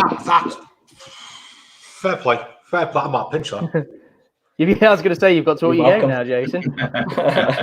Yeah, Mark, I think you've really sat down and thought about it, haven't you? We've got to. We've got to. We're going into a completely new territory. We've not done it, and it's a bit like buying your first caravan or motorhome. You sit there and you look at all the different things, and you think, "Oh, what should I do?" And you're scared to make the wrong decision. You're worried about actually doing it for making the wrong decision. But actually, when you sit there and you go, "Hang on a minute, if I don't start doing it now, and I can only just do as much as I can possibly do." and put for our situation now, put as much as we can possibly put in. We've just got to do it. Forget about waiting for government guidance, because trying to order things at the minute, it's taking a week, 2 weeks for things to turn up. By the time we open, we want to be ready to go. So I think it needs doing now, and we've got to spend the time and make sure that what we're doing is right now. Yeah, I think I've got my ideas of what I wanted to do. Well, I think what you've just done then is you're opening my eyes to go, hang on, yeah, we can go even further.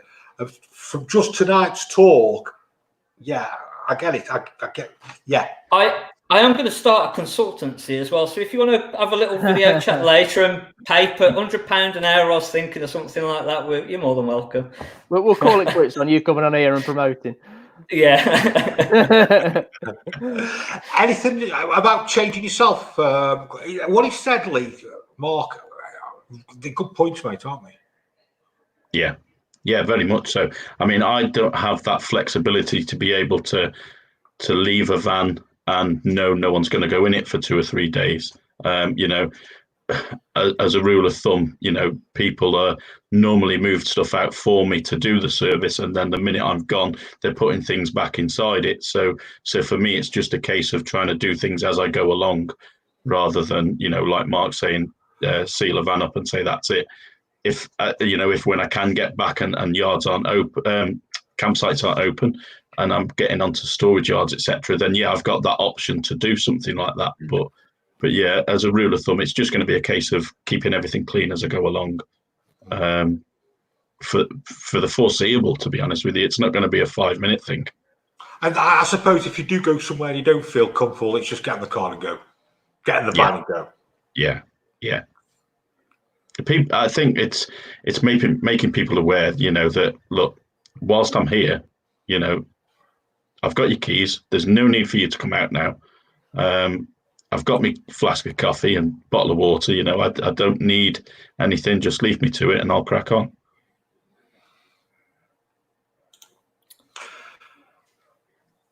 Lee, is Aldi heating easy to fix if it's leaking? Depends where it's leaking. If it's leaking at the head, if it's leaking at the header tank, it's not such a bad one, because you've only got to drain the header tank. If it's leaking on one of the convectors or around the boiler, then you've got to drain the whole system to get everything out of it, and then you've got to put it all back together and see if you fix the leak. So, yeah, it's not an easy fix unless it's around the header tank. And what's your favourite heating system, Lee? There's pros and cons to both. The Alda's a good system, providing it's maintained. Obviously, you know, from 2020, Alda have previously there was the 2-year fluid in, and after 2 years, it should have been changed for the 5-year fluid. From 2020, Alda insisted that all manufacturers have got to put 5-year fluid in from day dot. Right. But the Alda system is a great system. It just takes longer to heat up. But once it's up to temperature and you shut it off, you've got that heat circulating for longer. Whereas with the Truma system, it warms up a lot quicker, but as soon as you switch it off, it cools down a lot quicker. So, and what about Whale?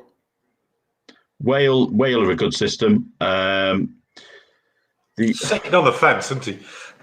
Yeah, they are a good system. I have to for Whale because I'm their regional warranty agent. Are you busy? Yeah, I bet. No end of problem. That is probably the heating system that I have least amount of faults with is the Whale one. I do very little repairs on Whale systems. And are you sponsored by Whale, Lee? It looks like it.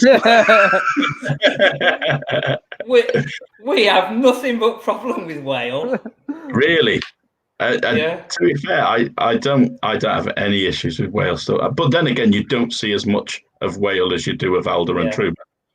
Aren't they mainly in the Baileys? Yeah. The Wales. Yeah, that's the best bit of a Bailey.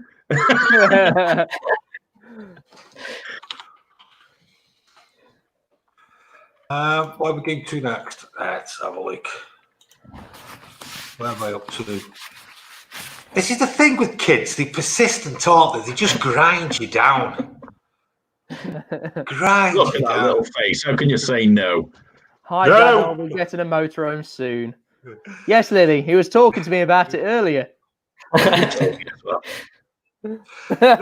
not sure hand sanitizer will make the vehicle work better. Depends what it is. Seen as believing. Yeah, it certainly is. Yeah, I mean, hopefully, with the new announcements, we will be able to go and see, or certainly collect something. I was told delivering is okay. Delivering is okay, but dealers are worried about, and I'm sure you can understand this, about the distance selling, because if you prep something up, get a load of money into it, a lot of time and effort into it, then deliver it 200 miles away, and so I say, actually, I don't want this, they can just reject it straight away. And it's not what a dealer wants. Yeah, we're not going to be doing delivering. People, unfortunately, people are going to use and abuse the system. They're going to, I'll have a caravan or a motorhome, I'll go away on my 2 weeks holiday, I'll come back now, I don't want it anymore. And that will happen. That will happen. So, no. I always try and do things where I'd always do it how I'd want to be treated, or I'd treat other people how I'd want to be treated. But I think, unfortunately, not everyone's like that, and people are going to use and abuse the system. Now, this is where it's got to sort the men from the boys here. Customer needs choice virtually or conventionally. Basically, motorhome dealers now have got to start accepting online and all the platforms that are available. Me and Shane have embraced it quite a bit. You were just coming around to it, Mark, aren't you? Yeah. We've been doing little bits, but we're going into it full steam ahead now. It takes a hell of a long time for the dealers to learn it. I mean, how long have we been doing it, Jason? A couple of years, something like that, and we're still learning a hell of a lot. And obviously, that's led on to this show. Yeah, it's like I think quite a few of the dealers had to play at YouTube and things like that, and they give up realizing how much work's involved. But the internet, since this happens, has exploded because people have been stuck in. Now, older people who buy the motorhomes have probably never embraced the internet as much, but they've had the time then to go, oh, I can do this on it, I can do that, I can do this. And dealers, if they don't catch up, they're going to get left behind. And I'm talking big dealers, where you've got big dealers who've got Twitter accounts with like 100 followers who tweet once a month. It can't happen. No, it's got to change things. Yeah, I mean, it's even like my website rankings. We've gone up in the rankings because all of a sudden everybody's stopped and people aren't visiting the websites, and it's the same for everything. The views on our videos are going up and up and up because people are watching them more. And as Jason just said, the older generation who weren't really using iPads and things like that, they've got to pick up the iPad now to talk to the family because they can't go and see them. And while they're on there, the kids are told them about YouTube, and all of a sudden they're on the YouTube channels and looking at different motorhomes and how to fix the motorhomes, accessories for motorhomes, and everything like that. That's one of the things that we did when we went into lockdown, Mark. Is what we're racking in 12-hour days, aren't we? Social media. Yeah. Oh yeah, easily. Yeah. What time did I get up? I left it. Yeah, it was about 14 hours yesterday. I was on the computer. Probably a lot of dealers are just sitting on their hands. Our attitude when we went into this was, right, maximum exposure. Where can we get the exposure? YouTube, LinkedIn, Facebook, Pinterest, TikTok, Twitter. There's so much out there. Now, people say, like TikTok, it's kids up to about 16 and 18. Do you know last month, 21 to 45-year-olds have caught up with the people on TikTok? 8 years ago on Facebook, people would say, no, it's just for college kids, just for students. Everybody uses it now. Just be joking. Times are changing. And Facebook for me has been my best advertiser. You know, when I first started up, people said to me, have you got a Facebook business page? No, get one done. You know, it doesn't cost you anything. And that's it. It's out there. And a Facebook. Go on, sorry, Jason. Sorry, gone are the days where you can just spend. If you spend £1,000 on an advert in a motorhome magazine or whatever, it's there for a month and it's thrown away. you put things on YouTube and all the other platforms. It's there all the time. Good, relevant content. Give people value. Don't just take all the time. My YouTube exploded this month. Exploded. Yeah. I mean, it's just like when we go to the shows and do the new vans and go around the new vans. There's going to be people buying one of them in 20 years' time, wanting to know all about it. And to be honest with the comment, don't we? We'll be honest. Yeah. We've got no ties to anybody. Yeah, just be honest. But it's something more, like I said, I think you're starting to embrace, mate, now, aren't you? Yeah, we're trying to build up videos, and not just saying here's a caravan, buy it. It's trying to do all the other background work as well. And actually, where else are customers going to be looking? Are they going to be looking at different things? What, even down to tow car for us. We need a tow car. Can my car tow that caravan?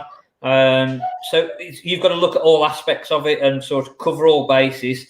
And it's not just that person that's sat there today looking on, thinking about a caravan. It's people that have already got caravans and are looking for hints and tips, and hopefully that will stay in their memory and think, oh, look, they did a really good video, and they also looked at some of the stuff on their channel, and so yeah, I think that's the way forward, definitely. I think like Lee's just said as well. Going back a few years ago when the Facebook wasn't about, it'd be so much harder for you to generate your business, Lee. It was a case of having to pay for advertising. I mean, I used to put advert out in a couple of local magazines, which used to cost me money. Fortunately, I'm in a position now that I don't advertise. I don't have to advertise. Most of my custom comes from word of mouth because I've built up enough of a customer base to be able to carry on. But yeah, it was definitely a help to have that option there when I got to that stage. To be able to promote yourself there, where if you want to spend a bit on it, you can boost your ads and things like that. But it's easy to do. It's not difficult. And as well as still keeping the old ways as well. Now, Shane, do you know when Mark was trying to get 100 quid out of us earlier? Yes. I think I know why now. He's paid someone. Mark is the most genuine person I know. Goes above and beyond to help people. Keep up the good work, Mark. Hi, Mark's mum. Who's Sandra? She actually worked for us quite a few years ago. And on Friday's show, we have Sandra Miles basically telling us. Sorry, see, what better advert can you get than that, than an ex-employee? You'd have thought an old employee would be like, "Oh, blimey, he was awful, terrible." So that's we would thanks, Sandra. With you, Mark, yeah. With you, Mark, yeah. Carly's trying to convert you, Mark. You need a T5. Not sure about that. No. You're either pro them or you're not. Yeah, no, I think I can see the bonuses, and if it was just for a weekend or a night away, then yeah, fantastic.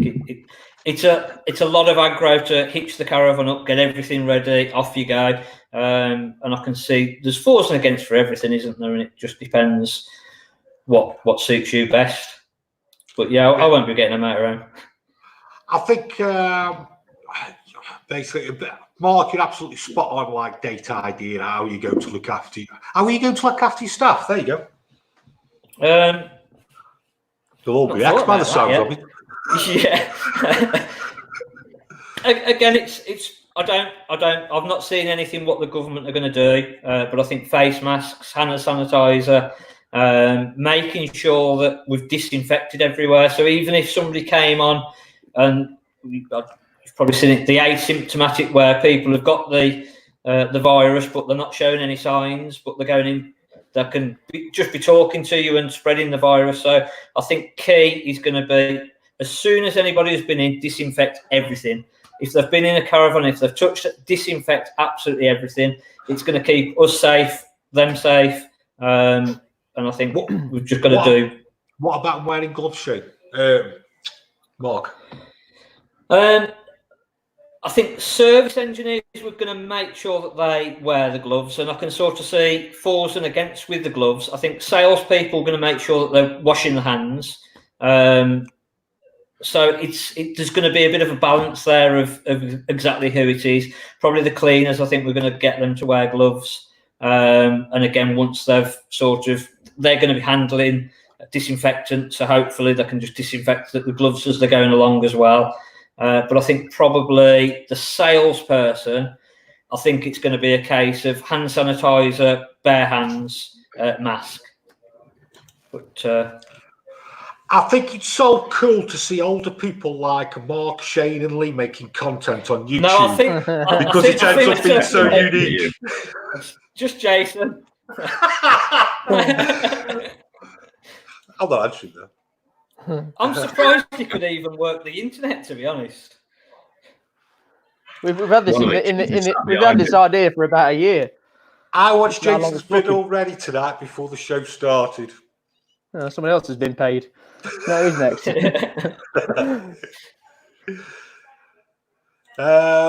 Facebook is dead now. Insta, YouTube, TikTok are becoming the bigger ones. Yeah, it's all about jumping onto the platforms. Some will work, some won't work, and it's all about content at the end of the day. Yeah, and the good thing, the thing about our industry, which is the motorhome caravan, it tends to be the older generation, mid to older generation, and they're obviously a little bit behind the younger generation, which is TikTok and so on. Don't think they will have to come out of here, mate. A lot of time on their hands. Yeah. But what I mean is, they're still very much on Facebook compared to the other.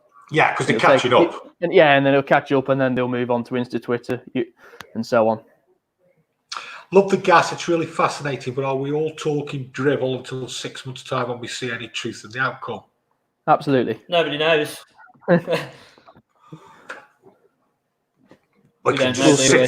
I suppose we could sit here and just not have a view.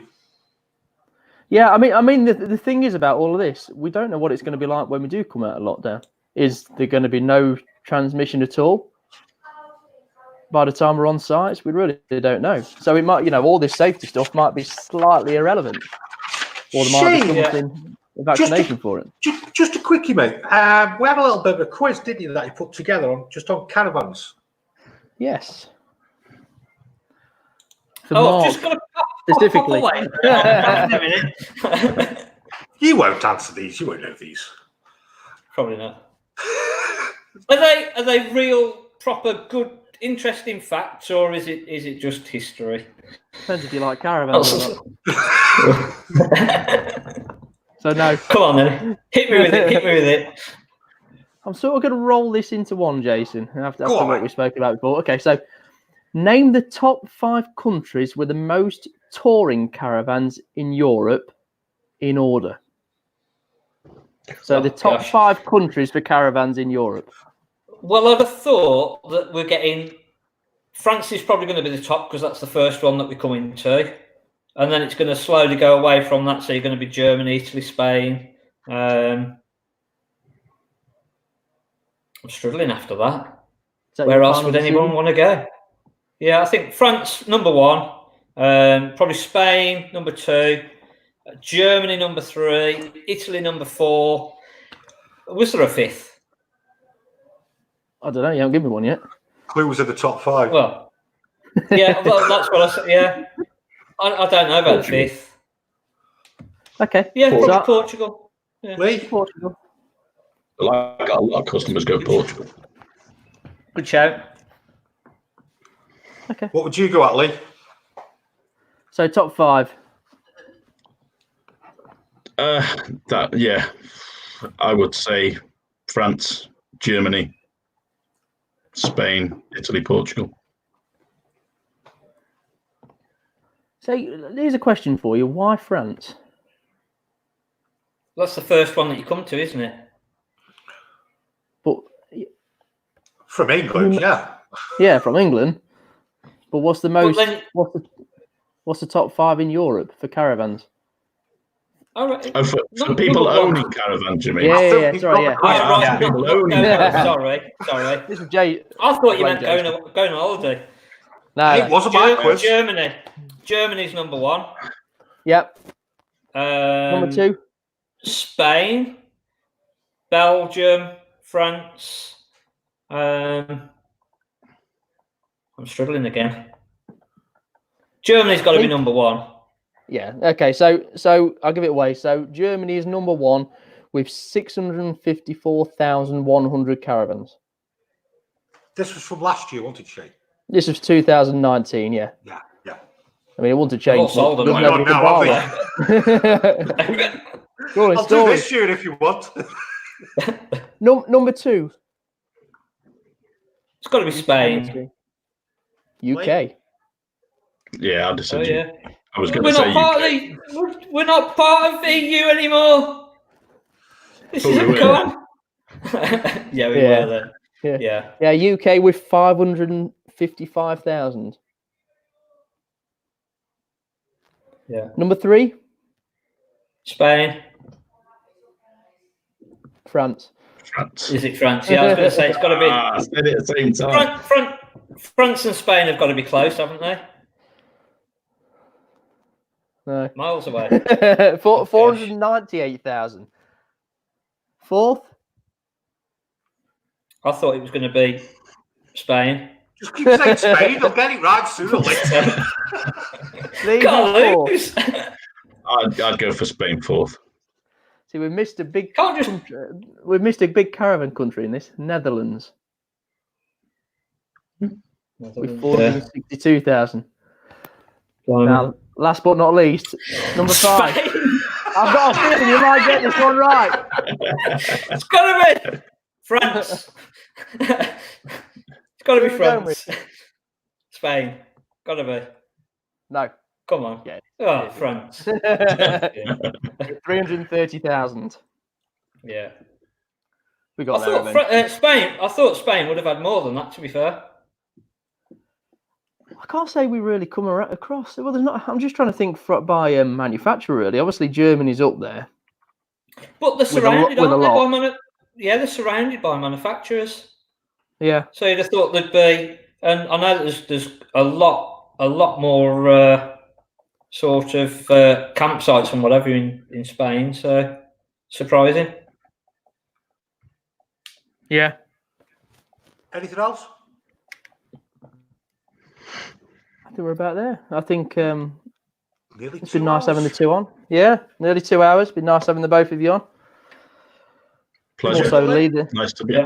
Nice to be invited. Mark? Yeah, no, good chat. Yeah, some nice, interesting things, and again, it's getting different people's points of view, isn't it? No one knows what's going to happen. No. We don't know what the future holds. We can only be as hopeful as possible. So yeah, fingers crossed. If you've got any questions for the next show, some really nice technical motorhome questions, I'm sure Lee will be happy to answer. You haven't said he'll be on yet. Lee's on Friday. He Just don't a know it quickie, yet, but he is. Lee, Paul, when would the Aldi fluid need changing on my motorhome, which is coming up to its first anniversary for the habitation? Next year, after second year service, for anything pre-2020. Oh yeah. When can I come and annoy you all again? Any day. Friday, isn't it? It is We're on Friday. Friday. Yeah, we're on Friday, Yeah, aren't we? so Friday night, as we said at the top of the show, we got Jason from Forefront on at 7 p.m. I think we're going to stick to a more consistent 7 p.m. time now, and it's going to be a VE Day special. Ooh. Ooh. What's happening? Mark, do you want to come on Friday. again and give your take on caravans? Yeah, definitely. Yeah, no, I think it helps having a balance between the caravans and motorhomes. Give you a run for your money. And we'll have a chat with Lee, see if we can get him on doing some of the tips of advice, eh? Yeah, our resident technician. Thanks.